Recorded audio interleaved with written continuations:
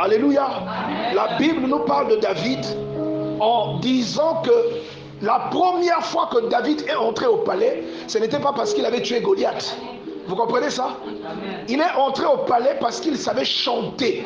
Et il ne savait pas chanter comme tout le monde, parce que beaucoup de gens savaient chanter à son époque. Mais lui, quand il chantait, il pouvait provoquer quelque chose dans la vie de quelqu'un. C'est-à-dire, quand il chante, il provoque la délivrance. La Bible dit que Saül était devenu fou. Imaginez le pouvoir de David. On le voit chanter pour apaiser un esprit chez la personne la plus puissante du pays. Est-ce que David était n'importe qui? Dis avec moi l'étoile. Non, il y a quelqu'un qui n'a pas encore compris de quoi on parle ici. Là, regarde, quand tu viens au monde, on va faire un tour dans Genèse chapitre 1. Genèse chapitre 1 verset 26. On va lire ça. Genèse 1 26.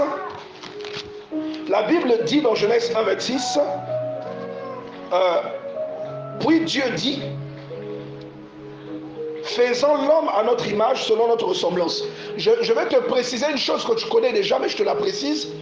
Dieu lui-même, il est Dieu. Donc il est puissant. Donc on l'a dit le mardi passé. S'il dit qu'il t'a fait à son image, ça veut dire que tu lui ressembles, n'est-ce pas? D'accord? Maintenant regardez ce que Dieu parsème dans l'esprit de l'être humain. Parce que ce que tu manifestes là, ça vient de l'esprit de Dieu. Et ton esprit est une partie de l'esprit de Dieu. Quand tu lis Genèse 2, 6, Dieu dit qu'il a formé avec la terre, avec la boue, il a formé un corps et il a soufflé. Or, d'après Job 32, 8, le souffle de Dieu, c'est quoi? C'est l'esprit.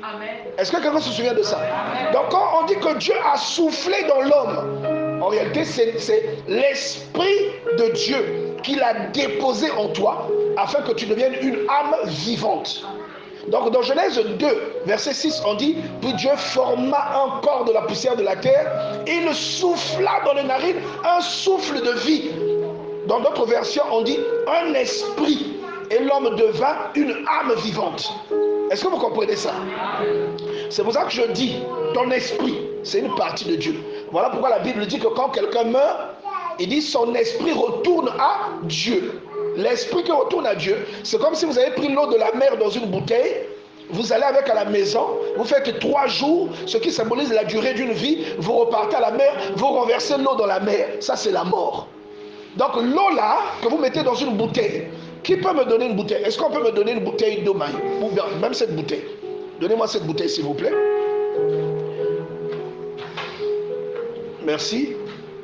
Pour mieux illustrer, vous voyez, cette bouteille va représenter le corps d'un être humain. Ce qui donne de la valeur à cette bouteille, ce n'est pas la bouteille en elle-même, c'est la boisson qu'elle contient. La boisson là, c'est l'esprit.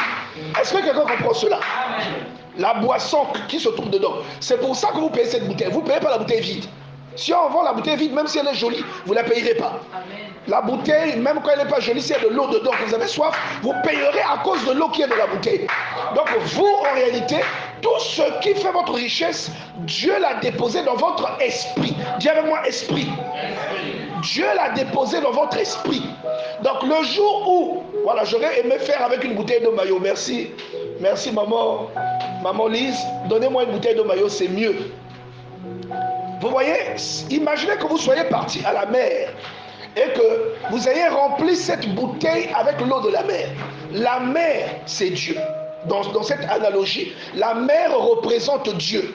Vous comprenez? Maintenant, pour que cette bouteille ait de la valeur, il faut mettre un peu d'eau de la mer dedans. Donc vous allez prendre cette bouteille vide. C'est pourquoi quand quelqu'un meurt, le corps ne sert plus à rien. Le corps là est vide. Est-ce que vous comprenez? Il ne sert plus à rien. Il n'a aucune valeur ajoutée. C'est pourquoi toi qui donnes tout dans le corps, tu investis dans le corps mais tu négliges l'esprit, toi-même tu sais la direction que tu es en train de prendre. Ce jour-là, nous on te regardera depuis là. Toi, Alléluia. Dis à ton voisin, fais gaffe. Alors, imaginez maintenant que vous prenez, une fois que cette bouteille contient l'eau de la mer, la bouteille prend de la valeur. Donc c'est comme Dieu qui met l'esprit. C'est-à-dire il prend un peu de son esprit, il met dans la bouteille. Un peu de l'esprit, c'est l'eau de la mer qu'on met ici. Et qu'est-ce qu'il fait? Tu prends la bouteille, tu l'emmènes quelque part. Tu l'emmènes à Brazzaville, en France, où tu veux. Et une fois que le temps est écoulé, tu vas aller vider cette bouteille dans la mer. Ça, c'est quand la personne meurt. C'est pour ça qu'on dit que l'esprit humain retourne auprès de Dieu. L'esprit de l'homme. Alléluia. C'est ce que la Bible dit. Il dit que lorsque quelqu'un meurt, excusez-moi, lorsque quelqu'un meurt, son esprit retourne auprès de Dieu. Son corps retourne à la poussière, d'où il a été tiré, et son esprit retourne auprès de Dieu. Alléluia. Amen. Nous avons un problème avec la division, mais je pense qu'il ne pourra rien faire. Hein? Je pense qu'il ne pourra rien faire, je ne sais pas comment résoudre ça, mais nous avons l'image qui est complètement floutée. Je ne sais pas pourquoi. Alors, je ne sais pas si il faut laisser comme ça, mais je pense qu'on va laisser comme ça. On va avancer comme ça. Regardez maintenant ce que Dieu dit. Il dit ceci, suivez bien. Il dit, Dieu les bénit. Donc, dit, Dieu créa l'homme à son image, il le créa à l'image de Dieu, il créa l'homme et la femme. Après, il dit, Dieu les bénit et leur dit, soyez féconds. Alléluia. Lorsque je vous ai expliqué, vous voyez bien que c'est à l'esprit que Dieu le dit. Dis avec moi l'étoile. L'étoile. Regarde ton étoile. L'étoile de ton frère ou de ta soeur qui est née avec toi, mais qui brille plus que toi, dépend de son esprit. Ça ne dépend pas de son apparence. Amen. Alléluia. Amen. Si les choses du succès dépendaient uniquement de l'apparence, toutes les belles femmes seraient mariées. Amen. Si les choses du succès dépendaient uniquement de l'apparence, Wesley Snipes n'aurait pas de succès. Qui connaît Wesley Snipes? Vous riez, non? Vous savez qu'il n'est pas beau. Vous voyez, il n'aurait pas de succès. C'est-à-dire, la valeur ajoutée que Dieu met dans ta vie, elle est localisée dans ton esprit. Alléluia. Elle est localisée dans ton esprit. La valeur ajoutée. Est-ce que quelqu'un comprend ce que nous disons? Donc Dieu communique cette information à l'esprit de l'homme. Et c'est pourquoi vous voyez, le pauvre Joseph, innocent de son état, il est né dans les jours de la vieillesse de son père. Il est l'enfant préféré de son père parce qu'il a eu dans la vieillesse, la Bible nous annonce un mystère qui concerne la particularité de Joseph. Puisque dans cette parole, il y a une analogie qui veut que Jacob devienne Dieu pour Joseph. On dit que son père l'aimait plus que tous les autres. Et qu'est-ce qu'il a fait? Il lui a donné un manteau, une tunique multicolore. Est-ce que quelqu'un comprend cela? Maintenant, je vais te surprendre. Élisa a reçu quoi de Élie? Élie, est-ce que vous savez que la première fois que l'homme a été confronté à un obstacle marin, c'est Moïse qui a été confronté à l'eau? Dis avec moi l'étoile. L'étoile de Moïse a voulu qu'en étendant le bâton, que cette eau la s'ouvre. La deuxième fois, c'était Josué. L'étoile de Josué a voulu que les sacrificateurs marchent sur le fleuve. Et ça fait tarir le fleuve. Je ne sais pas si quelqu'un suit cela. Élisée, comment ça s'est passé pour lui? Il a pris le manteau d'Élie, il a frappé sur l'eau. L'eau s'est séparée en deux. Donc quand on dit qu'on a donné à Joseph le manteau, en réalité, qu'est-ce qu'on lui a donné? C'est une puissance. Non, tu n'as pas compris ce que j'ai dit. Hein?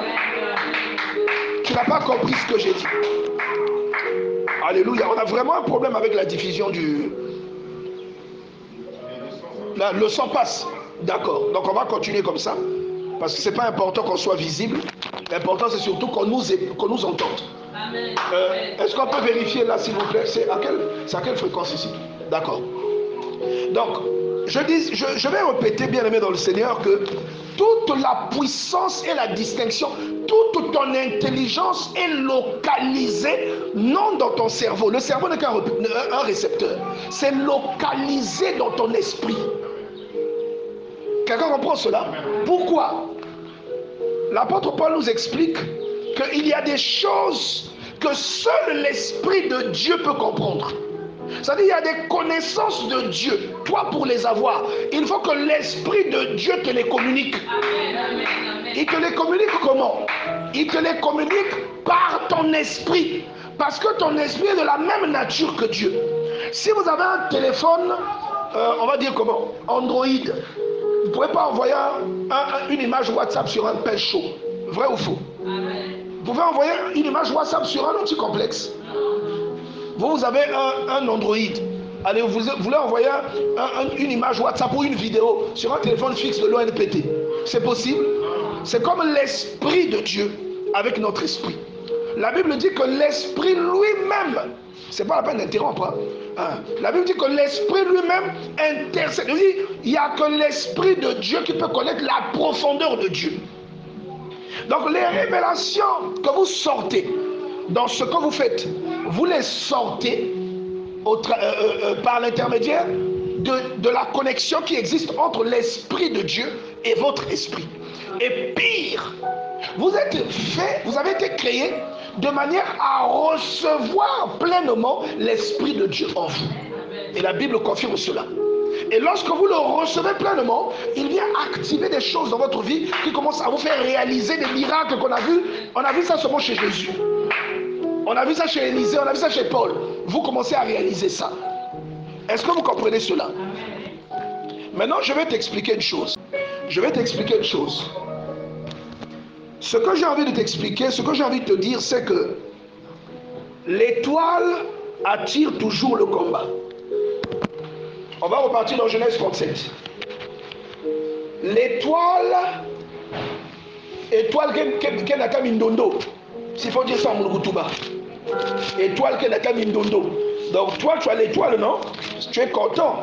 Mais dis à ton voisin Mindondo. Ah oui. Parce que les gens pensent que l'étoile, si tu vois l'étoile que David a manifestée, elle est Mindondo qu'il a eu. Si on vous demande d'échanger David et toi, tu vas refuser. Je te dis la vérité. Regarde d'abord. Joseph eut un songe. Genèse 37, verset 5. Et il le raconta à ses frères qui le haïrent encore davantage. Il leur dit, écoutez donc ce songe. Nous étions alliés des gerbes au milieu des champs. Et voici ma gerbe se leva et se tint debout devant vos gerbes. Et vos gerbes l'entourèrent et se prosternèrent devant elle. Ses frères lui dirent, est-ce que tu régneras sur nous? Est-ce que tu gouverneras sur nous? Et ils le haïrent encore davantage à cause de ses songes. C'est-à-dire qu'il avait beaucoup de songes. Même si ici, on n'en raconte que 2. Mais il en avait beaucoup. À cause de ses songes. Alléluia. Et vous savez, même le deuxième songe, quand il le raconte à son père, même son père le blâme. Jacob était prophète. Mais quand il lui raconte le songe, Jacob lui dit, c'est quel songe ça? C'est-à-dire que ce n'est pas parce que quelqu'un a l'esprit de Dieu qu'il va forcément comprendre la fréquence à laquelle Dieu t'utilise. La fréquence à laquelle Dieu te parle. Quelle est l'intimité ou quelles sont les choses que Dieu te partage. Mais pourtant c'est une bonne personne qui prie, mais elle ne te comprendra pas forcément. Regardez quand on lit à partir du verset 9. Il raconte le songe, il dit, j'ai encore eu un songe et voici le soleil, la lune et 11 étoiles. Vous comprenez que le soleil c'est son père, la lune c'est sa mère, 11 étoiles ce sont ses frères. Et 11 étoiles se prosternaient devant moi. Il le raconta à son père et à ses frères. Son père le reprimanda, c'est-à-dire son père l'a blâmé. Est-ce que vous comprenez ça? Est-ce que c'était sa faute? Même son père Jacob, qui a vu Dieu, qui a lutté avec Dieu, à qui Dieu a donné un nom nouveau, même lui ne comprenait pas la profondeur de cette étoile-là qu'il y avait dans son enfant. Donc j'aimerais récapituler en te disant que l'étoile est déterminée par Dieu. Ce n'est pas toi qui choisis ta façon de briller. Si tu veux choisir ta façon de briller, tu seras baptisé avec le diable. Si tu veux choisir ta façon de briller, tu deviendras une double cible. Est-ce que tu comprends ce que je dis? Amen. Devant c'est plus, derrière c'est moins. Est-ce que quelqu'un comprend cela? Amen. Tu iras te corrompre. Donc il y a des choses, voilà pourquoi j'aime beaucoup ce passage de Jean, chapitre 3, au verset 23, il est écrit, un homme ne peut recevoir que ce que le ciel lui donne. Donc regardez, si tu vois que toi, ta taille s'est arrêtée là, l'autre sa taille est partie là-bas, c'est le ciel qui a permis ça. Est-ce que tu comprends ça? Je ne sais pas si tu comprends ce que je veux dire. Donc tu ne dois pas jalouser l'autre.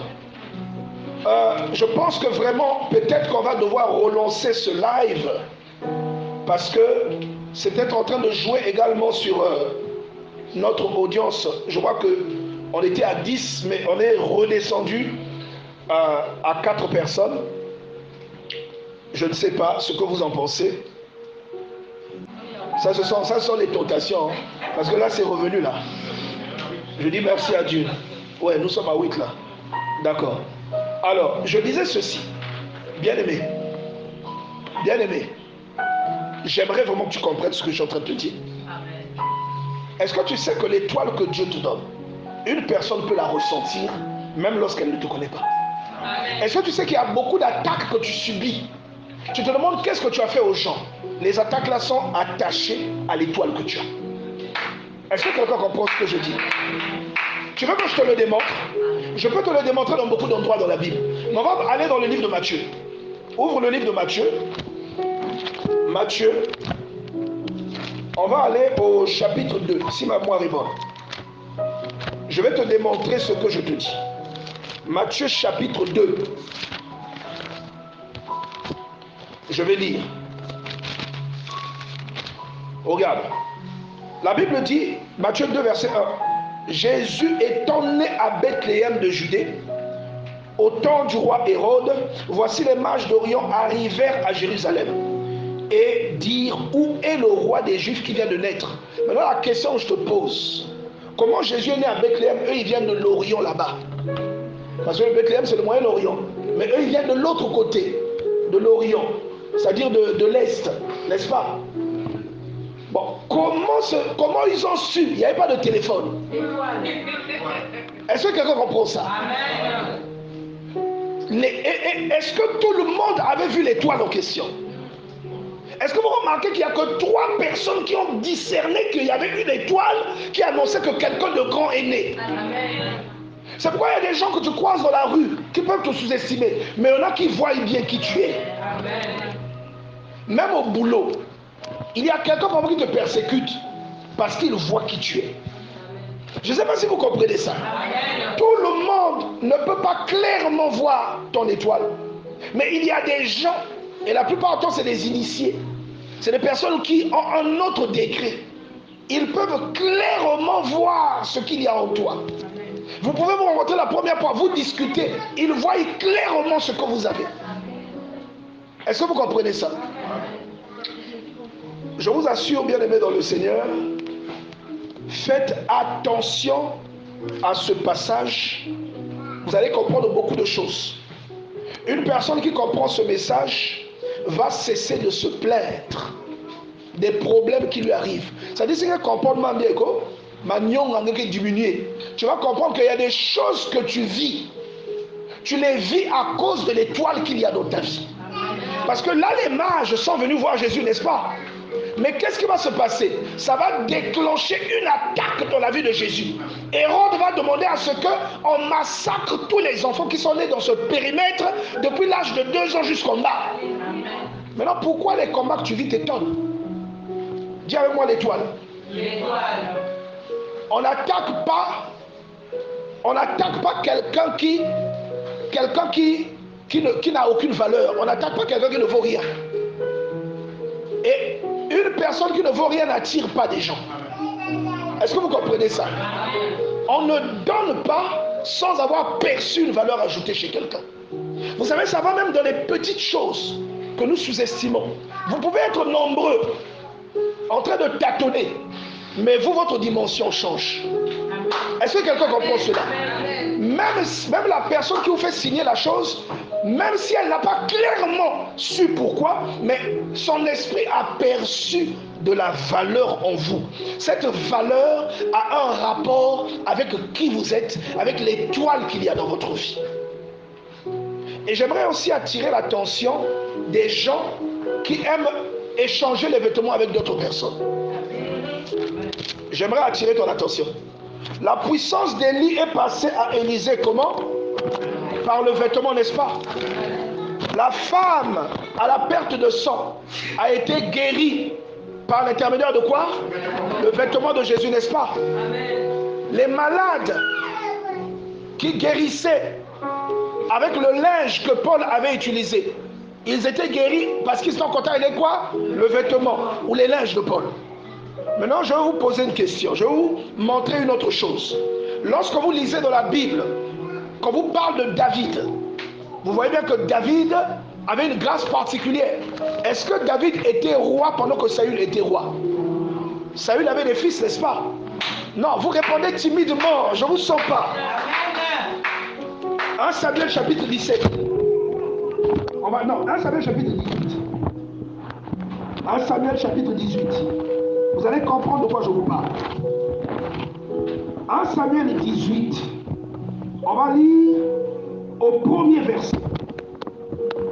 À cette époque, bon, je vais vous dire, Saül avait des enfants, n'est-ce pas? Et son fils aîné, comment on l'appelait? Jonathan était le fils aîné de Saül. Quand on dit que c'est le fils aîné d'un roi, ça veut dire que c'est, lui, c'est qui? L'héritier. N'est-ce pas? Regardez ce qui va se passer. L'étoile de David brillait tellement. Regardez ce qu'on dit au verset 18, au chapitre 18, verset 1. Le chapitre 18, verset 1 déclare ceci. David avait achevé de parler à Saül, et dès lors l'âme de Jonathan fut attachée à l'âme de qui? De David. Et Jonathan l'aima comme son âme. Ce même jour, Saül retint David et ne le laissa pas retourner dans la maison de son père. Verset 3.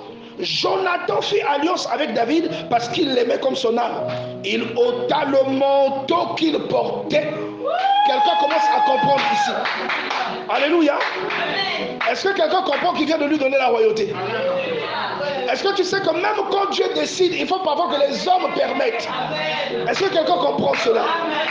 Dieu avait dit que Pharaon, Dieu avait dit qu'il sortait le peuple d'Israël, non? Mais pour sortir, il fallait que Pharaon dise sortez. Vrai ou faux? Non, vrai ou faux? Exode 12. Dieu dit à Moïse, vous allez sortir. Cette nuit, c'est la nuit de la délivrance, la Pâque. Et le lendemain matin, Pharaon a convoqué Moïse et Aaron. Il leur a dit, sortez de mon pays. Vrai ou faux? Mais pourtant, depuis le début, Dieu leur disait, vous allez sortir. Mais qui a autorisé? Pharaon. Mais pourtant, la décision vient de qui? De Dieu. Qui a séparé la mer? En réalité, c'est Dieu.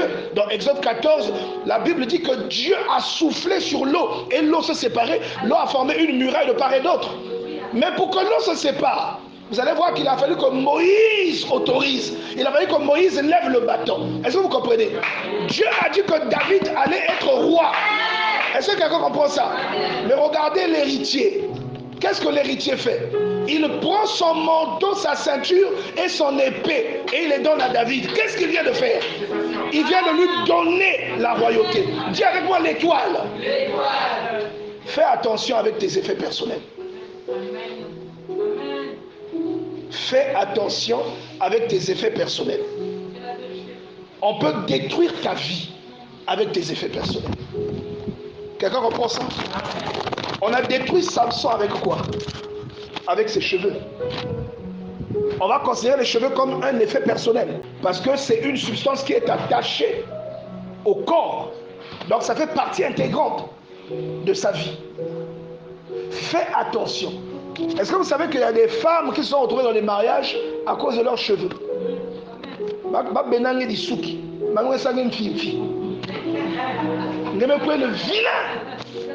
C'est vrai ou c'est faux? Donc quand les gens, même façon que le vilain marqué. Est-ce que vous comprenez ça? On t'avait fait le fifi. Comment vous appelez ça? Le filtre d'amour. En bon français, c'est comme ça qu'on appelle ça. On t'a travaillé. Toi-même, tu ne comprends pas ce qui t'arrive. J'ai connu, je ne sais pas si le frère Morel va se rappeler, il y avait un type à l'époque où on était petit.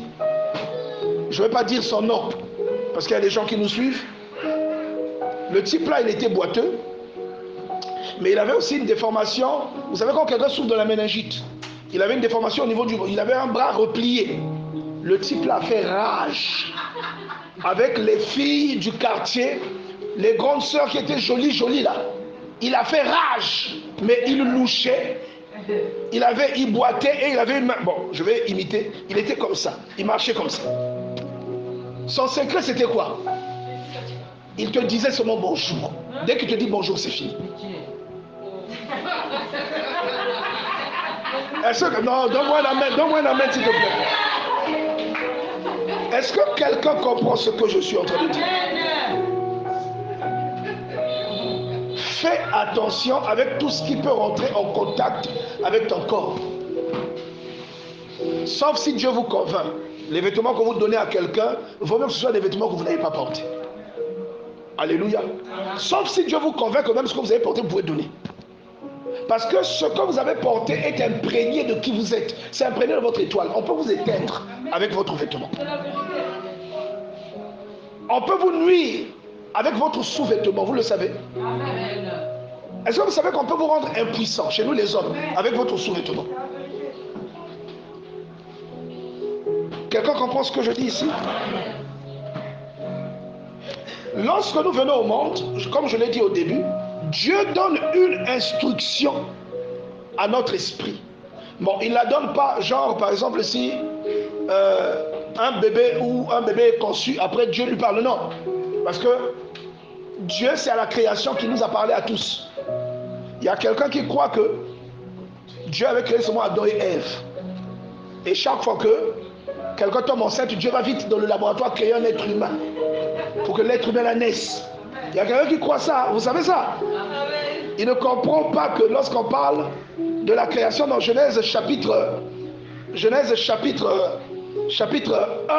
au verset 26, on parle de l'esprit de la personne. Il n'a pas compris ça. On ne parle pas de l'homme et la femme en tant que tel, on ne parle pas de, comment je peux dire ça? On ne parle pas de ceux que nous connaissons tels que les pères de l'humanité, mais on parle de l'homme en tant qu'espèce que Dieu crée. Je ne sais pas si j'arrive à bien expliquer ça.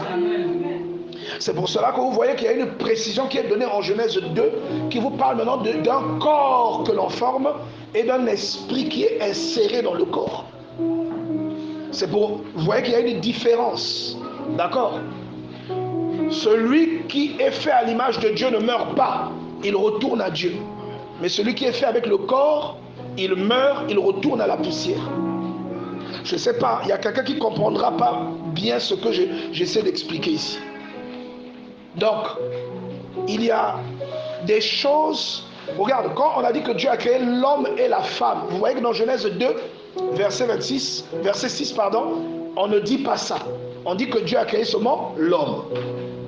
On ne dit pas créer, on dit il a formé l'homme.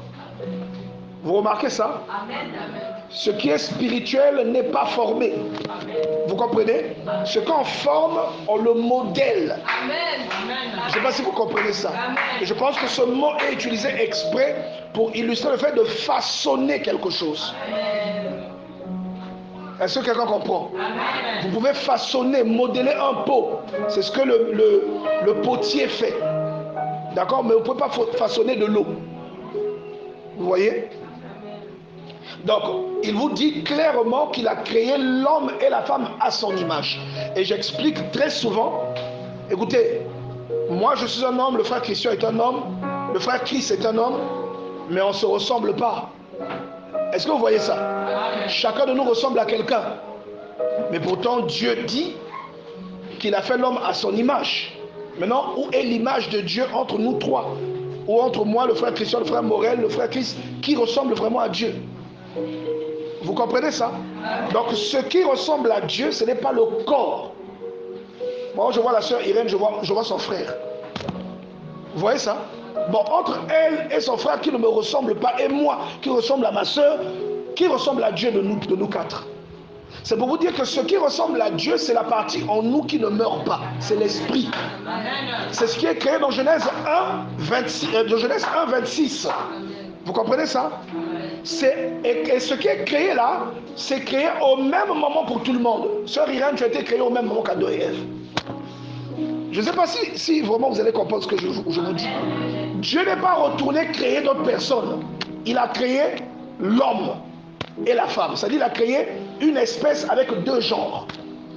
Vous comprenez? Maintenant, dans Genèse 2, verset 6, il a maintenant formé le premier homme qui a été introduit sur la terre. Et dans Genèse 1, 26, on dit qu'il a créé l'homme et la femme, n'est-ce pas? Mais dans Genèse 2, 6, sœur Rien est en train de vérifier. Dans Genèse 2, 6, dans Genèse, on va lire, il n'y a pas de souci. On va lire pour une meilleure compréhension. Donc, on va lire Genèse 1. Sœur Rien, c'est pas la peine de lire, je peux lire pour toi. Genèse 1, verset 26. Bon, on peut lire en même temps. Hein. Puis Dieu dit quoi? Tu peux lire en même... Non, Genèse 1, verset 26.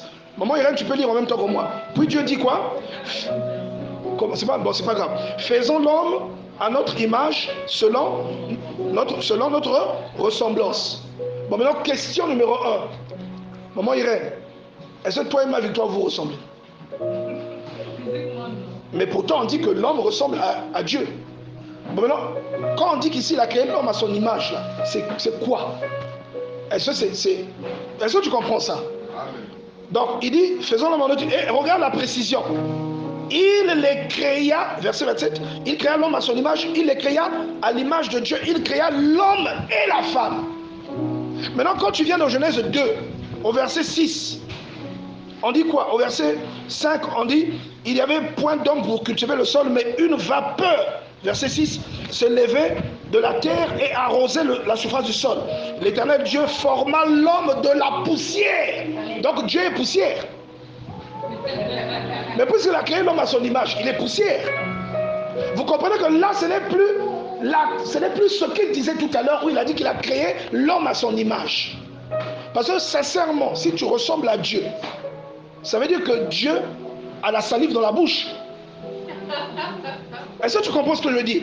Dieu a des poils dans les oreilles. Non, soyons sérieux. Puisqu'on ressemble à Dieu, bon, on sait que les hommes ont une forte pilosité. On a de la barbe. Les femmes n'en ont pas. Donc, en réalité, si je comprends bien la logique de quelqu'un, si Dieu, nous lui ressemblons, donc, celui qui a la barbe ressemble à Dieu ou celui qui n'a pas la barbe? Est-ce que vous comprenez ce que je veux dire? C'est pour dire qu'il parle de deux choses différentes. Il parle de deux choses différentes. Alléluia. Amen.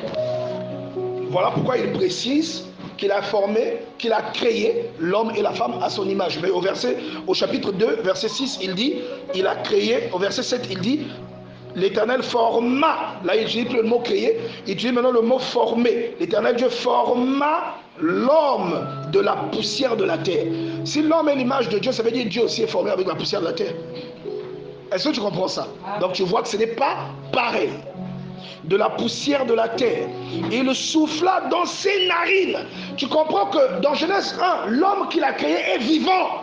Puisqu'il lui parle, il lui demande de se multiplier et de dominer. Tu peux dire ça à un cadavre, enfin à quelque chose qui n'est pas vivant. On dit que dès qu'il a créé l'homme et la femme, il leur a dit, multipliez-vous, dominez. Il dit qu'il domine sur les poissons de la mer, qu'il fasse ceci, qu'il fasse cela. Donc il est vivant. Mais dans Genèse 2, l'homme là qu'on crée là, il est vivant ou il est mort? C'est un cadavre ou un être vivant? Tu as peur de me répondre. Et pourtant c'est écrit, hein? Non, c'est pas un être vivant encore. Non, c'est un cadavre. Il n'y a pas de vie en lui. Jusqu'à ce que Dieu mette le souffle. C'est là que la Bible précise au verset 7, il souffla dans ses narines un souffle de vie, l'homme devint un être vivant. Mais quand il a formé le corps, c'était un cadavre. Amen. Mais dans Genèse 1, 26, c'est quelqu'un qui est vivant. Maintenant, question, est-ce qu'on parle de la même personne? Tu n'as pas leur sillon de toi. Tu es sûr? Parce que celui qui est là-bas ressemble à Dieu et il est vivant. Mais celui qui est dans Genèse 2, il est formé avec la poussière. Dieu n'est pas poussière. Vrai ou faux? Dieu est poussière.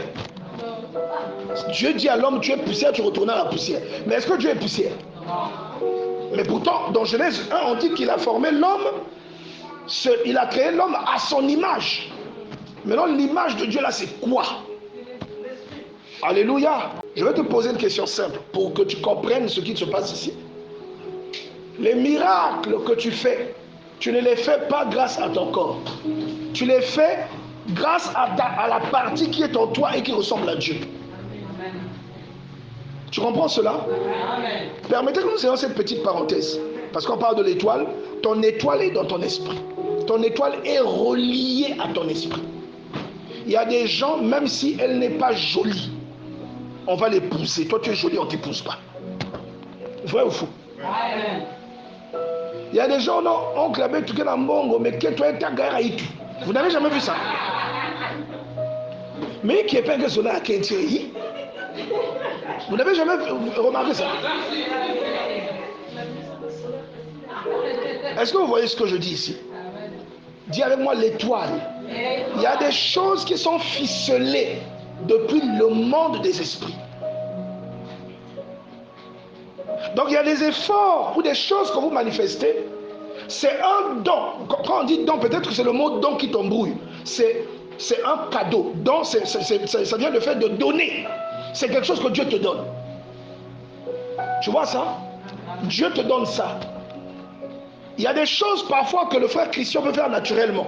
Toi, pour faire ça, tu dois t'exerciter. Vrai ou faux? Je vous dis la vérité. Naturellement, vous savez que naturellement, tu peux manifester des signes qui montrent même là où Dieu t'emmène. Parce que moi, je me rappelle quand je n'étais pas converti, quand je parlais à une fille, je ne tapais pas à côté. Hein. Est-ce que vous comprenez ça? Bon, là où je te parle, je parle bien oui ou non? Pourquoi tu as peur de dire oui? Donc tu comprends que je parle bien depuis longtemps. Mais seulement je ne disais pas les choses que je dis aujourd'hui. Je parlais bien, mais pour dire des futilités. Je parlais bien, mais pour faire des bêtises. Et lorsque le Seigneur est arrivé, la chose qu'il avait plantée en moi, il l'a assainie et il l'a emmenée à la limite ou à la hauteur nécessaire pour emmener les gens au salut. Vous comprenez? Donc il y a des choses, par exemple, tu vas le faire, c'est naturel chez toi. Il y a des gens qui dansent bien naturellement. Il y a 2 ans, on avait fait un concours de danse pour les petits enfants. Le fils du frère Chris avait dansé mieux que tous les enfants. Tu t'es. Il avait dansé mieux que tous les enfants. Bon, qui lui a appris à danser? Il avait peut-être 4 ans. Qui lui avait appris à danser comme ça? Personne. Quand tu voyais le frère Yann Jonathan, il dansait mal. Il n'était pas dans le rythme. Mais tu t'es le dansé correctement. Est-ce que vous voyez ce que je veux dire? Ça vient d'où? C'est inscrit en lui. Donc il y a des habilités que Dieu donne à quelqu'un en rapport avec son étoile. Et maintenant, toi qui reçois cette étoile, il faut que tu saches qu'un combat va se lever dans ta vie. Obligatoirement. Et je vais te citer les gens qui ont une étoile. Je peux te citer David. À part le combat qu'il allait chercher lui-même contre Goliath. Vous voyez que quand même avec Saül, un combat s'est déclenché. Saül a commencé à le poursuivre partout. N'est-ce pas? Saül s'est mis à le poursuivre partout. Et lorsque vous prenez par exemple quelqu'un tel que Jésus. On a lu ça tout à l'heure dans l'évangile de Matthieu. Dans l'évangile de Matthieu, nous avons lu à partir du 1er verset, la Bible dit qu'il y a des mages qui ont détecté une étoile. Et vous comprenez qu'ils n'étaient que 3. Pourtant, sur la terre, il y avait des personnes. La terre était remplie déjà à l'époque. Mais on vous dit quand même qu'il n'y a que 3 individus qu'on appelle des mages. Dis avec moi des mages. Vous comprenez qu'ils ont une perception différente de la perception des gens normaux. Ce sont des mages. Et je vais te demander d'aller regarder la signification du mot mage dans le dictionnaire. On peut même le consulter ensemble. Je vais regarder pour toi, pour te donner une définition académique. Mage, il y a plusieurs définitions, il y en a 3. Alors la première des définitions dit prêtre de la religion zoroastre chez les Perses et les Mèdes. Deuxième définition, l'un des rois mages qui serait venu de l'Orient à Bethléem pour adorer Jésus. Troisième définition qui correspond le plus à Matthieu, astrologue, devin, spécialiste des sciences occultes et de la prédiction de l'avenir. Ça rejoint plus le critère ou le contexte des mages qui viennent visiter Jésus. Ce sont des mages qui viennent de l'Orient, c'est des astrologues, puisqu'ils arrivent à identifier une étoile. Est-ce que vous comprenez cela? Ils arrivent à identifier. Donc Dieu peut parler de plusieurs manières. Et on dit que ce sont des devins. Un devin, c'est quoi? Un devin, c'est une personne qui a la capacité de prédire un événement. Est-ce que vous comprenez cela? Ou qui peut découvrir quelque chose qui est caché. Donc c'est pourquoi aujourd'hui, quelqu'un peut te courtiser dans la rue. Tous ceux qui te voient te critiquent. Moi, ma copine, oh, il y a aussi mon plata. Hein? Mon plata. Est-ce que quelqu'un comprend ça? Je critique il y a aussi vraiment, mon plata. Ça même un cube magique. On te critique là. Mais quand, ce qui est curieux, alléluia, lève la main si tu es avec moi. Ce qui est curieux, non, c'est vrai ou c'est faux? Mais ce qui est curieux, c'est que toi-même, quand tu n'es pas encore brisé, tu n'es pas encore converti, tu vas remarquer que souvent, les hommes qui te courtisent, c'est souvent les papas qui conduisent des bradons. Si tu vis ça, tu es en danger. Il y a quelque chose dans la vie de ces gens, il y a quelque chose dans ta vie qui attire ces gens. Il y a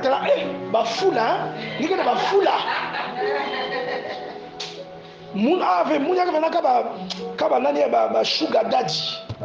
Papa kilo. Toi tu crois que tu as l'avenir. Il y a quelque chose dans ta vie qui attire cette personne. Parce qu'il y a beaucoup de personnes, le critère, enfin le type que j'essaie d'associer à cela, ce sont les personnes qui sont souvent dans l'occultisme. Et il y a beaucoup de papas que vous voyez qui sont aisés. Je ne dis pas que tous les papas sont comme ça, mais il y en a beaucoup qui sont aisés, qui sont dans des pratiques bizarres, qui couchent avec leurs enfants, qui couchent avec leurs sœurs. Il y a des témoignages comme ça qu'on entend. Hein? Oh non, lui, il doit coucher avec chaque membre de sa famille. Est-ce que vous voyez ça? Il y a des papas comme ça. Et toi, tu vois, et tu le vois, avec son gros ventre. Ma chérie, s'il te plaît, on laisse celle qui est dodue, on prend mon plata. Mais toi, ça n'attire pas ça n'éveille pas ta conscience. Alléluia. Amen. Ouais, il faut lui donner ça. Il faut lui donner ça. C'est ça qui l'attire. Il faut lui donner ça. Ça n'attire pas. Attends. Ça n'attire pas. Ça n'éveille pas ta conscience en fait. Vous voyez? Ça n'éveille pas ta conscience. Donc, il y a une chose qu'un occultiste peut détecter en te voyant. Et je vous dis que les occultistes sont partout. Vous avez des occultistes même au boulot. Vous les avez. Vous avez des occultistes au marché. Il y a des gens avec qui vous croisez au marché. Tu as l'impression que le chemin est grand, mais quand il passe, il fait tout pour se frotter à toi. Amen. Qui a déjà remarqué ça? Mais il faut quand même frotter. Il y a un outil coincé, il y a un frotté. Il y a un succès. Il y a un succès fait. Il a vu quelque chose chez toi. Alléluia. Est-ce que tu es toujours avec moi, s'il te plaît? Dis à ton voisin, nous ne sommes pas pareils. Lorsque tu as une étoile bien illustrée, je te dis qu'il y a un combat qui va surgir dans ta vie. Lorsque tu lis Matthieu chapitre 2, tu lis par exemple à partir du verset 13. La Bible dit, lorsque les mages furent partis, voici un ange du Seigneur apparut en songe à Joseph. Et il dit, lève-toi, prends le petit enfant et sa mère, fuis en Égypte.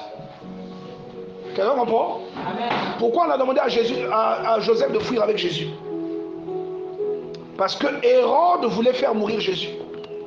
Pourquoi Hérode voulait faire mourir Jésus? Parce qu'on a dit que Jésus est roi. Vous avez vu Jésus prendre le règne à Jérusalem? Donc vous comprenez qu'on peut dire de vous que vous, quelqu'un qui dit moi ma président, ça ne signifie pas que tu iras prendre le pouvoir. Acclame le Seigneur s'il te plaît.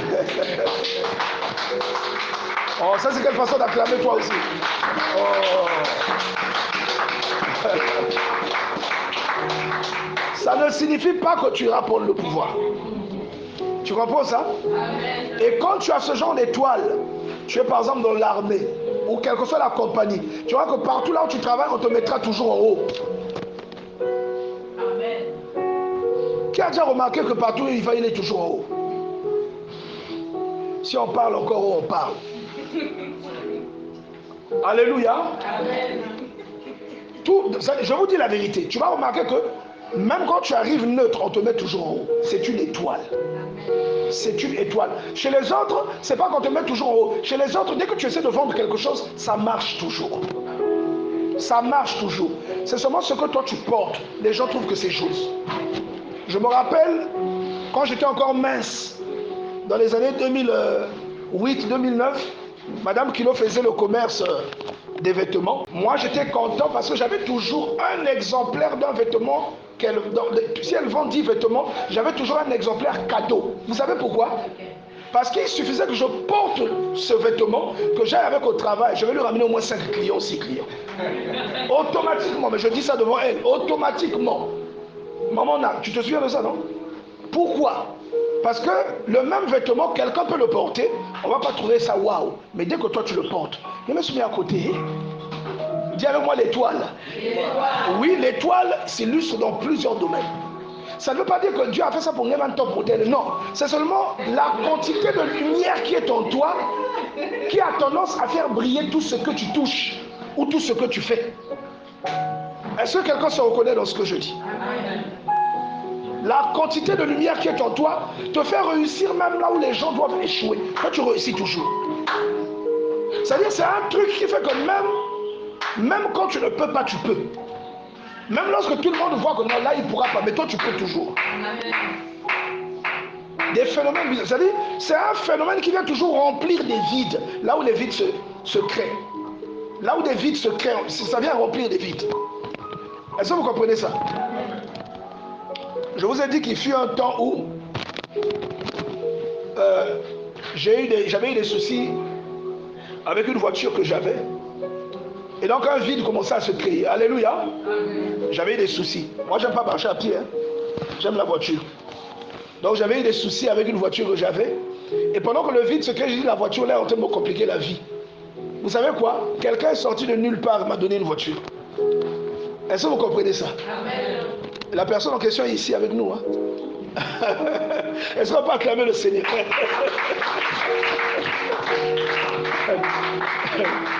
Mais je vais vous dire quand même une chose. Pour déclencher ça, il faut que toi aussi tu fasses ce genre de choses. Parce que moi, on m'a donné une voiture, non? Moi aussi, avant, j'avais donné une voiture à quelqu'un. Donc si toi, tu penses que quelqu'un a mon nid, mais après quelqu'un vient de sortir de nulle part donner une voiture, hein, ouais, tu n'auras pas ça. Acclame le Seigneur, s'il te plaît.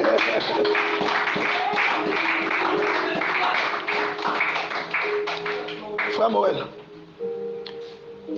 la luminosité. Alléluia. Est-ce que vous... Donc là, vous avez déjà l'information. Vous avez déjà l'information. Si vous faites un commerce, réservez déjà un modèle pour moi. Je vous dis que je vais vous faire la publicité gratuitement. Je ne vais pas vous demander de payer. Ça va être gratuit.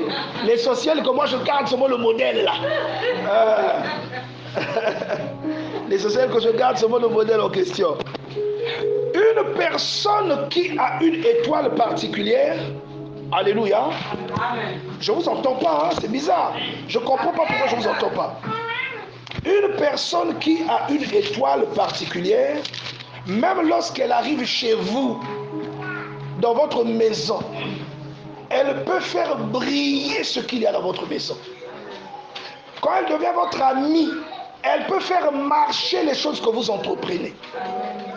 Il suffit que cette personne ait Dieu dans sa vie. Est-ce que quelqu'un comprend ce que je dis? Amen. Si nous lisons le livre de la Genèse à partir du chapitre 28, on vous raconte l'histoire d'un monsieur que l'on appelle, bon, Jacob, ça commence plus tôt, mais vers 28, il décide, il obéit à son papa, il décide de déménager. Il déménage pour aller auprès de sa famille maternelle et paternelle aussi, c'était la même famille. Et la Bible dit que pendant qu'il était là-bas et qu'il a commencé à faire certaines choses, son oncle avait remarqué que son commerce, son élevage, ses affaires avaient connu un bond en avant. Quand je parle de bond en avant, je parle là d'un succès fulgurant, ce qu'on appelle une croissance exponentielle. Il avait des enfants. Jamais son troupeau ne s'était multiplié à ce point que lorsque Jacob a pris le troupeau entre ses mains. Est-ce que vous comprenez cela? Voilà. Et la Bible dit, Laban dit clairement à Jacob que l'Éternel m'a béni à cause de toi. Il le lui dit. Il dit l'Éternel m'a béni à cause de toi. Donc, lorsque vous lisez cela, vous comprenez que Jacob avait une particularité dans sa vie. Tout ce que vous touchez, tout ce que Jacob touchait se multipliait. Et le fait que Jacob soit allé dans la maison de Laban, puisque Dieu était avec lui, le Dieu qui lui est apparu dans Genèse 28, tout ce qu'il tentait brillait, tout ce qu'il entreprenait brillait. C'est pourquoi sois ami avec moi. Alléluia. Est-ce que quelqu'un comprend ça? Toi, je ne connais pas ta position. Je parle de moi, je suis sûr. Je suis sûr de moi. Sois ami avec moi. Je te dis la vérité. Hein. Toi, tu es en train de rire, tu crois que je plaisante. Il est arrivé dans la maison. Regarde, la Bible raconte l'histoire de Joseph dans la maison de Potiphar. Genèse 37. Il est vendu par ses frères. Et lorsque tu arrives à Genèse 39, on te dit au verset 1, on fit descendre Joseph en Égypte, et Potiphar, officier de Pharaon, chef des gardes égyptiens, l'acheta des Ismaélites qui l'y avaient fait descendre. Les Ismaélites, dans d'autres versions, on dit les Madianites, c'est le même peuple. Il dit, l'Éternel fut avec lui, avec Joseph, et la prospérité l'accompagna. Il est esclave. Dis avec moi l'étoile. Il est esclave, hein? Mais on dit regarde, quand tu as le truc là, même quand tu es chômeur, tu prospères. Je n'ai pas entendu ton amen. Est-ce que quelqu'un comprend ça? Les gens ont du mal à te maîtriser. On te bloque ici, tu sors derrière. On te bloque là, tu sors de l'autre côté. Est-ce que tu comprends ça? Amen. Tu vas faire peur même aux gens qui sont normalement en mesure d'être au-dessus de toi. Parce que Dieu est avec toi. Amen. Tu vois que Joseph commence à faire peur à tout le monde. Regardez ce que la Bible dit ici. Il dit la prospérité l'accompagna. Il habitait dans la maison de son maître l'Égyptien. Son maître vit un païen. Est arrivé jusqu'à constater que l'enfant là a une étoile. Son maître vit que l'Éternel était avec lui et que l'Éternel faisait prospérer entre ses mains tout ce qu'il entreprenait. Est-ce que quelqu'un comprend ça? Amen. Vous savez, j'ai envie de dire quelque chose, mais je risque de te scandaliser. Dis à ton voisin, ah, bien aimé, que Dieu nous enseigne les secrets. Le mardi passé, on a parlé de quoi? Le mardi passé, nous avons parlé de la grâce que nous recherchons qui se trouve en quelqu'un. La grâce de Potiphar était chez qui? Je t'ai pas entendu. La grâce de Potiphar était chez qui? La prospérité que Potiphar a expérimentée. Si Joseph n'était pas venu là, il n'aurait jamais expérimenté. Vrai ou faux? Il y a quelque chose dans la personne qui a Dieu. Une chose dont tu as besoin. C'est-à-dire que si la sœur Lise a Dieu, la chose que tu demandes peut être ouverte. Donc, si elle a Dieu, elle a en elle une clé qui ouvre tout. Donc elle peut s'approcher de toi et déclencher un événement inédit dans ta vie. Alléluia. C'est pourquoi quand tu te confies à quelqu'un qui prie beaucoup, que tu lui demandes de prier pour toi, tu as beaucoup de chance. En réalité, je vous ai expliqué ça le mardi. celui que tu as en face de toi, ce n'est pas seulement Sœur Lise, c'est Dieu. Matthieu chapitre 25. Qu'est-ce qu'on nous raconte de Matthieu 25? Le Seigneur Jésus nous explique beaucoup de choses. Mais entre autres, il nous parle du bien qu'on lui a fait en faisant ce bien aux gens qui étaient concernés. Il dit, mais mon Seigneur, quand avons-nous fait cela? Il dit, chaque fois que vous l'avez fait à quelqu'un, c'est à moi que vous l'avez fait. Dieu est en chacun de nous. Surtout quelqu'un il est clairement établi que cette personne a l'esprit de Dieu. Si tu es avec cette personne, tu vas prospérer. Qui a remarqué, on va faire un peu d'atalaku, qui a remarqué qu'une particularité a commencé à se manifester dans sa vie depuis qu'il a commencé à partager avec Bethesda? Qui a remarqué ça? On fait la promotion quand même. Heureusement que les mains que vous levez, les gens ne les voient pas. Alléluia. Moi-même aussi. Je vous ai toujours fait le témoignage que c'est dès que l'aventure Bethesda avait commencé, les premiers signes, Dieu me les avait annoncés. Il avait dit 2 de tes sœurs se marieront la même année. Ça s'est produit. Et tout le reste qu'il m'avait annoncé aussi s'est produit. Donc, il y a des choses, lorsque tu t'associes à ces choses, quelque chose s'ouvre. Pas à cause de la chose, mais à cause de Dieu dans la chose. Alléluia. À cause de Dieu dans la chose. Et lorsque Joseph est allé dans la maison de Potiphar, la maison de Potiphar a expérimenté de la prospérité. Voilà pourquoi toi qui ne m'as pas encore invité chez toi, je ne comprends pas vraiment quel est l'esprit qui t'anime. Je ne comprends pas qu'est-ce qui t'anime. Regardez. Maman Sévérine, c'était en quelle année? Il y a 2022. Non, 2022. Elle nous avait invité en quoi? 2022, non? 2023. Lise. Maman Sévérine nous avait invité en quelle année? 2023. C'est pas 2022? Non, 2023. Est-ce que avant la fin de 2023, on n'a pas célébré quelque chose avec elle? Amen. Et voilà pourquoi toi qui n'aimes pas inviter l'homme de Dieu, dis à ton voisin pitié. Toi qui n'aimes pas inviter l'homme, que Dieu ait pitié. Je te dis, loin de moi l'idée de te forcer, mais je te donne seulement l'info.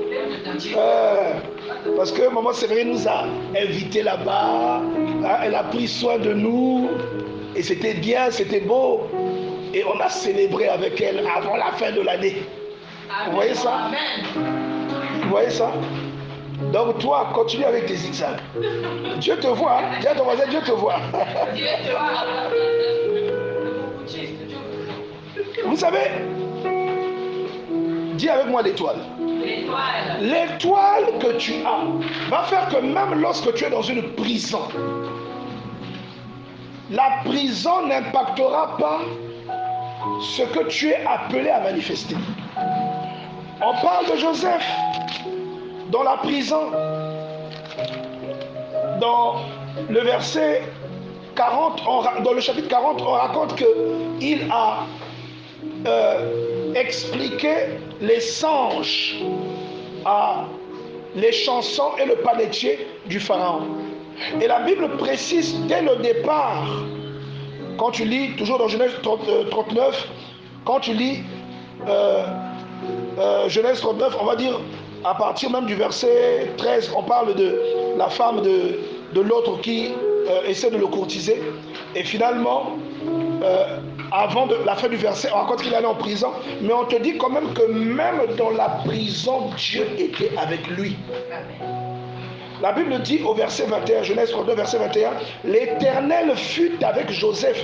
On dit qu'il prit Joseph et le mit dans la prison. Joseph est où? Dans la prison. Mais au verset 21, on dit, l'Éternel fut avec Joseph, il étendit sur lui sa bonté et le mit en faveur aux yeux des chefs de la prison.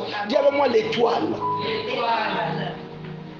Il est en prison. Vous savez, la prison aujourd'hui, on peut la représenter de plusieurs manières. Le chômage peut être une prison. La stérilité peut être une prison. Quelqu'un qui est stérile, il est en prison. Vous comprenez ça? Le manque de paix peut être une prison. Les oppressions que tu vis peuvent être une prison dans ta vie. Dis avec moi l'étoile. Une question à deux fronts. Joseph s'est retrouvé en prison. Pourquoi? Ce n'est pas la réponse que tu veux donner, c'est la mère de la réponse là. Alléluia. Amen. Joseph s'est retrouvé en prison à cause de son étoile. Parce que si la femme de Potiphar l'a convoité, c'est pas seulement parce qu'il était beau. Il y avait d'autres Égyptiens qui étaient beaux aussi. C'est surtout parce qu'il avait quelque chose de plus. Amen. Souvent, on a quelque chose de plus qu'on a du mal à définir chez quelqu'un. Et souvent, on peut confondre ça à de l'attirance. Est-ce que quelqu'un comprend cela? Ce n'est pas de l'attirance, c'est de l'admiration. Mais vraiment, vous voyez qu'il y a un truc. Moi, c'est moi. Mazul. Je vous dis la vérité. Je vous dis la vérité. Quand j'étais adolescent, je vous ai déjà témoigné ça ici. Il y avait des choses qui se passaient dans ma vie. Je disais non, c'est trop. Après, je suis allé voir mon père. Je suis allé dire à mon père. Je trouvais ça tellement bizarre que je suis obligé d'aller dire ça à mon père. Je suis allé dire à mon père. Moi, mon père, c'est mon ami depuis toujours. Je lui dis, papa, c'est bizarre. Normalement, vers 14-15 ans, tu ne vas pas parler des choses comme ça avec ton papa. Mais moi, je suis allé lui dire, papa, c'est bizarre. Toutes les filles, bon, quand je dis toutes, c'est-à-dire celles qui étaient autour de moi, toutes les filles m'aiment. Et comment je le savais? Parce que souvent, c'est on t'écrit une lettre, tu vois, des choses comme ça. Non, normalement, c'est les hommes, c'est les garçons qui faisaient ça. Mais je vous dis la vérité, moi, c'était l'inverse. Mais quand je me regardais dans le miroir, je ne me trouvais pas si beau que ça. Est-ce que vous comprenez ça? Et c'est mon père qui est là avec nous, qui m'a expliqué. C'est pas qu'elle ne t'aime pas. C'est lui qui m'a dit, elle ne t'aime pas. Elles sont attirées par quelque chose qui est en toi, mais qui est spirituel. Amen. Est-ce que vous comprenez? Amen. Je dis, donc ça n'a rien à voir avec la beauté. Ça n'a rien à voir. C'est quelque chose qui est en toi qui les attire, mais comme elles ne savent pas ce que c'est, elles pensent qu'elles sont amoureuses de toi, mais ce n'est pas ça. C'est mon père qui me l'a dit. Et l'autre qui me l'a dit, c'est le papa de la sœur Alice.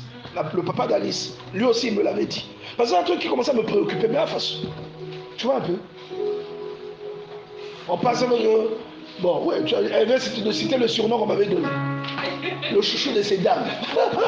Alléluia. Permettez que je fasse quand même un peu la talakou. Tu vois un peu.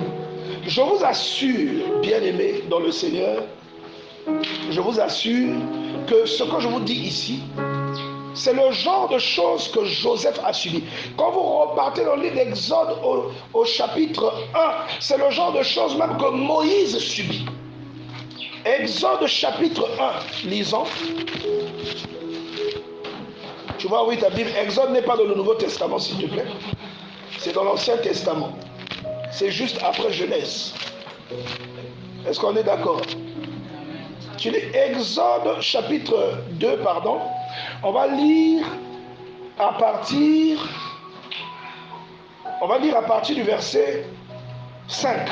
Je vous donne le contexte. Moïse naît, mais comme on tuait tous les petits garçons, comme avec Jésus, dis avec moi l'étoile. Il avait une étoile qui était forte, donc on a dû le déposer sur le Nil. Et je te rappelle que sur le Nil, il y a des crocodiles. Il aurait pu être bouffé par des crocodiles. Au verset 5, on dit, la fille de Pharaon descendit au fleuve pour se baigner. Et ses compagnes se promenaient le long du fleuve. Elle aperçut la caisse au milieu des roseaux. Elle envoya sa servante la prendre. Elle ouvrit et vit l'enfant. C'était un petit garçon qui pleurait. Elle en eut pitié et elle dit, c'est un enfant mâle. Alors la sœur de l'enfant dit à la fille de Pharaon, veux-tu que j'aille te chercher une nourrice parmi les femmes des Hébreux? Bref, vous connaissez l'histoire. Je vous cite ça pourquoi? Il n'y avait pas d'enfant à adopter en Égypte. Il n'y avait pas d'orphelin là-bas. Pourquoi elle va se mettre en danger en allant adopter un petit Hébreu? Dis avec moi l'étoile. Est-ce que tu comprends? Que ce que Joseph a vécu, c'est ce que Moïse a vécu. C'est ce que toi tu vis. C'est ce que toi tu vis. Il n'y a que Baka la camarade d'Angé, mais il te fait des avances. Est-ce que tu comprends? Il y a un problème. Mais toi, parfois, tu peux te dire, donc Talabanzoto. C'est pas Talabanzoto. Est-ce que tu comprends ça? C'est l'étoile. Alléluia. C'est l'étoile. Parce que quand tu te compares, tu dis, mais lui, il a déjà une jolie femme. Qu'est-ce qu'il vient chercher chez moi? C'est l'étoile. Amen. Regarde tel miroir, de fois quand tu te mets, on dirait Twinny. Mais quand le gars te voit, il est convaincu. Il est convaincu. Pourquoi? Tu n'arrives pas à comprendre pourquoi. Et je suis sûr que même il y a des fois, toi-même, même nos sœurs là, qui avaient des gens qui vous aimaient, de fois te demandent, mais comment? J'ai de la chance qu'il m'ait aimé, hein, quand même. Ça, c'est ce mon Dieu. Je vous dis qu'une fois, je suis allé dans une société pour payer quelque chose. Je refuse de dire, sinon peut-être la personne peut se rappeler. Pour payer quelque chose. Et la femme qui m'avait reçu, elle était très, très impolie. Elle était arrogante. Elle n'était pas jolie. Non, mais pas jolie du tout. Très arrogante. Mais quand on est entré dans son bureau, dès qu'elle a soulevé la chose, j'ai vu qu'elle avait une alliance. J'ai dit, ah! Humainement parlant, tu vas dire si elle est célibataire. Dis avec moi l'étoile. Elle n'était pas jolie, mais elle avait une alliance, elle travaillait dans une bonne société. Et c'est sûr qu'elle ne marchait pas à pied comme toi.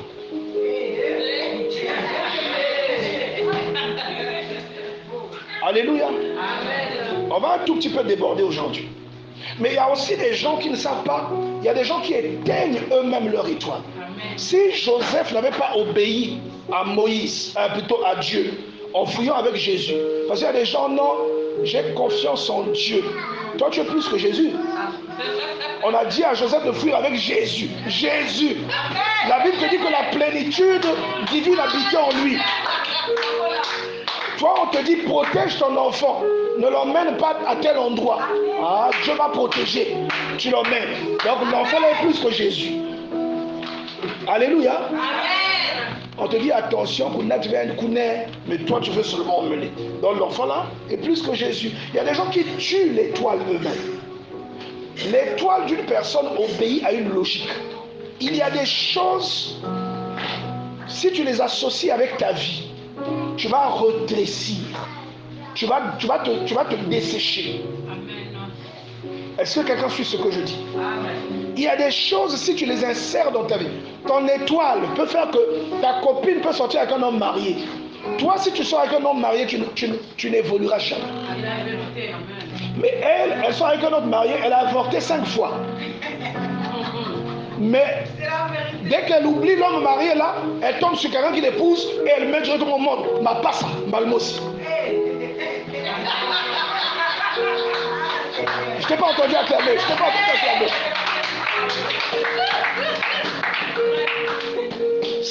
Est-ce que tu sais que une personne qui a de la lumière n'est pas comme une personne qui n'en a pas? Qu'est-ce que j'essaie de te dire? Tu lis 1 Corinthiens chapitre 15 au verset 40. La Bible te parle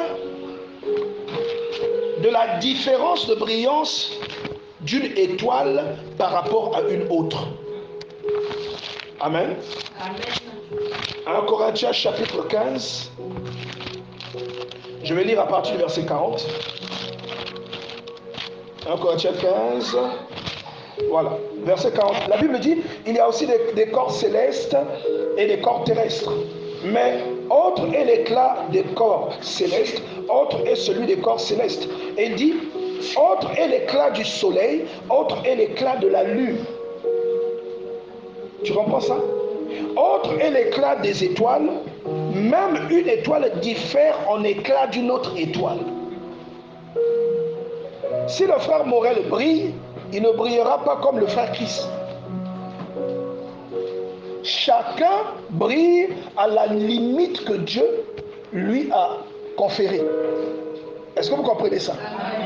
Donc c'est pourquoi ne cherche pas à jalouser l'autre, à te battre pour un non. Sinon tu es en train de faire la concurrence avec quelque chose de Dieu dans la vie de la personne. Est-ce que c'est sa faute si tu es vieux?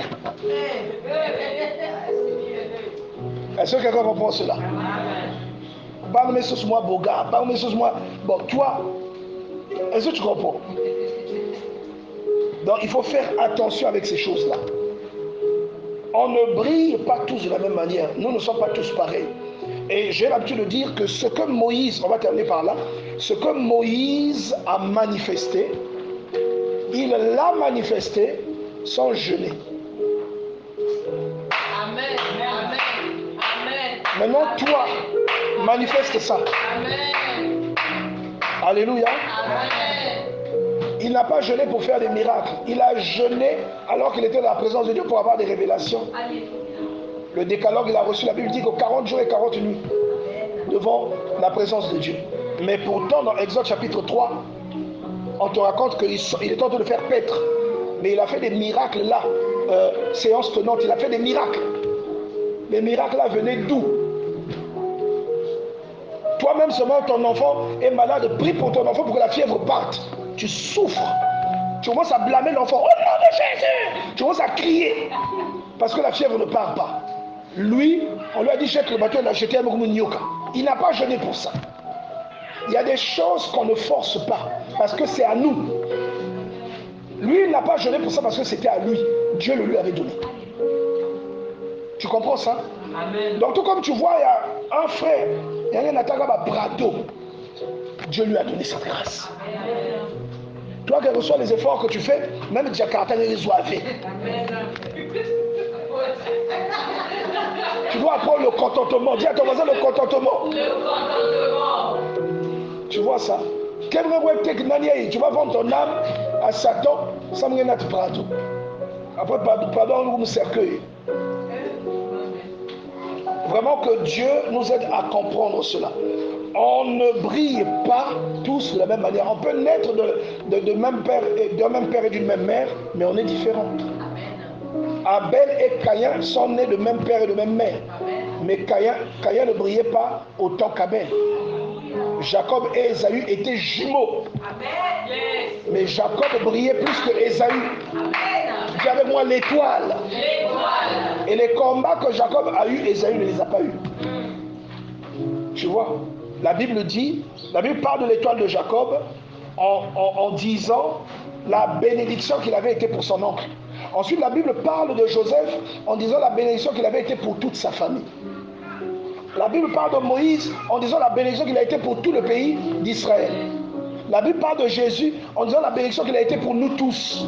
Et je ne t'ai pas cité David. Et tu vas voir que toutes ces personnes ont une bénédiction et un combat dans leur vie. Maintenant, toi, pourquoi tu veux seulement la bénédiction, le combat, tu refuses?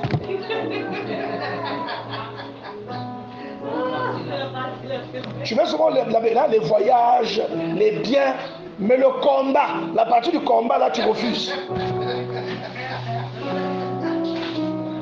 La partie où tu dois parfois galérer, tu refuses la partie là. Mais tu oublies. Tu sais qu'il y a des gens, tu peux voir, il y a des gens qui traversent des gens. En fait, il y a des gens qui traversent des moments difficiles. Ils croient que Dieu les a abandonnés. Ce n'est pas que Dieu vous a abandonnés. C'est votre étoile qui fait ça. Imaginez une bougie qu'on allume dans l'obscurité. Il n'y a pas de lumière, on allume la bougie. Ça va attirer tous les insectes. Déjà, quand vous allumez l'ampoule, vous remarquez quoi? Les insectes viennent autour de l'ampoule. C'est ce qui se passe dans la vie de beaucoup de gens qui ont une brillance. Il y a un bal qui est baby sac dans Kindoki parce qu'il y a une étoile. Vous le savez? Maintenant, moi, il y a une étoile, même baby science. Est-ce que quelqu'un comprend cela? Même baby science, parce qu'il y a une étoile. Mais qui ne peut quand même dire qu'il n'est pas en danger. Tu vas voir tes enfants de qui tu prends bien soin, qui sont intelligents à l'école, ce seront eux qui tombent malades et qui ratent les cours. Mais les enfants qui sont idiots, ils sont tous les jours à l'école. Tes enfants que tu couvres bien, que tu protèges avec des pulls, ils sont enrhumés tout le temps pendant la saison sèche. Mais les enfants qui jouent dans la rue, devant qui se lavent sous la pluie, ils sont jamais enrhumés. Qui a déjà remarqué ça? Comment tu expliques ça? La sœur, elle se retrouve, je vois qu'elle est en train de rire. C'est la vérité. Dis à ton voisin l'étoile. Visiblement, on ne pourra pas finir le sujet aujourd'hui. Que Dieu nous donne la possibilité, peut-être dans 2 semaines, de reprendre là où nous nous sommes arrêtés. pour expliquer ce schéma que le Seigneur essaie de nous faire comprendre. C'est Dieu qui met de la luminosité dans la vie de quelqu'un. Même des personnes qui après vont briller pour des mauvaises choses. Dieu ne se répand pas de ce qu'il donne aux gens. Vous avez vu Samson, il est resté fort, même lorsqu'il a commencé à briser les consignes qu'un nazir doit respecter. Il n'avait pas le droit de toucher les cadavres. Il n'avait pas le droit de se couper les cheveux. Il n'avait pas le droit de se souiller. Mais Samson touchait les cadavres. Samson a couché avec une prostituée. Samson, il est demeuré fort. Le jour où sa force est partie, c'est le jour où il a rompu son alliance, le symbole de son nazaria. C'est-à-dire le jour où on lui a coupé ses tresses. Est-ce que vous comprenez ça? Donc aujourd'hui, il y a des choses que vous vivez qui ont un rapport avec votre don, qui ont un rapport avec votre étoile. Il y a des combats que vous vivez que vous ne comprenez pas. Ce que vous devez retenir, c'est que quand vous êtes en Égypte, vous êtes comme dans Canaan, vous avez acclamé que c'est que vous avez dans le désert. Ça, il faut vraiment que tu retiennes ça. La Bible nous raconte Exode, Nombre, Deutéronome. Non, Exode, Nombre, Lévitique, Deutéronome. La Bible nous raconte le passage, c'est-à-dire, nous avons pas en Égypte, nous avons lutté dans le désert. Alléluia. Nous avons traîné kuna, nous avons bouté babanu kuna, et ensuite, ils se sont retrouvés à Canaan. C'est le schéma que la plupart, sinon tous les croyants, toutes les personnes qui acceptent Dieu vivent. Amen. Amen. Est-ce qu'on peut acclamer le Seigneur?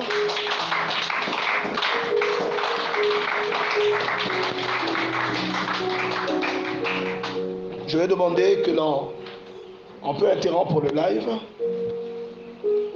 On va passer à la deuxième partie.